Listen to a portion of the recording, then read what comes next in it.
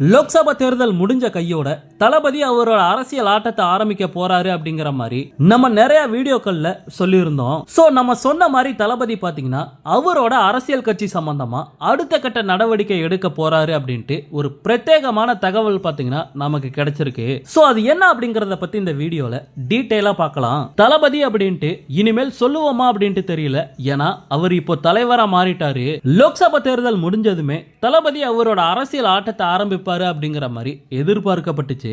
அந்த வகையில தன்னோட கட்சி சம்பந்தமா ஒரு முக்கியமான முடிவை தளபதி இப்ப எடுத்திருக்காராம். அதாவது தளபதியோட கட்சியில மாவட்டம் ரீதியா இன்னும் யாருக்குமே போஸ்டிங் போடாம இருக்கு. சோ இந்த நிலைமையில இன்னும் ஒரு சில நாட்கள்ல எல்லா மாவட்டங்கள்லயுமே மாவட்ட தலைவர்களுக்கான போஸ்டிங்க தளபதி பாத்தீங்கன்னா அனௌன்ஸ் பண்ண போறாராம். அது மட்டும் இல்லாம ஒவ்வொரு மாவட்டம், ஒன்றியம், நகரம் அப்படின்ட்டு எல்லாத்திலயுமே கிட்டத்தட்ட 30 அணிகள் உருவாக்கணும் அப்படிங்கிற மாதிரி தளபதி பாத்தீங்கன்னா உத்தரவு போட்டிருக்காராம். அதாவது இளைஞர் அணி, மாணவர் அணி, தொண்டர் அணி, மகளிர் அணி அப்படின்ட்டு ஒவ்வொரு மாவட்டத்திலயுமே 30 அணிகள் உருவாக்கணும் அப்படின்ட்டு தளபதி பாத்தீங்கன்னா உத்தரவு போட்டிருக்காரு. தளபதியோட கட்சி விஜய் மக்கள் இயக்கமா இருந்தப்ப ஒரு சில மாவட்டங்கள்ல மட்டுமே இளைஞர் அணி, மாணவர் அணி, தொண்டர் அணி, மகளிர் அணி அப்படின்ட்டு 1-2 அணிகள் மட்டும்தான் இருந்துச்சு.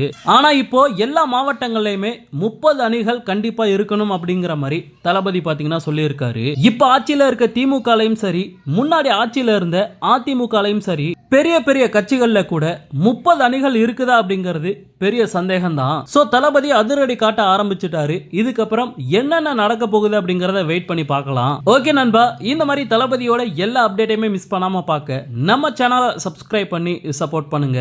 தேங்க்யூ.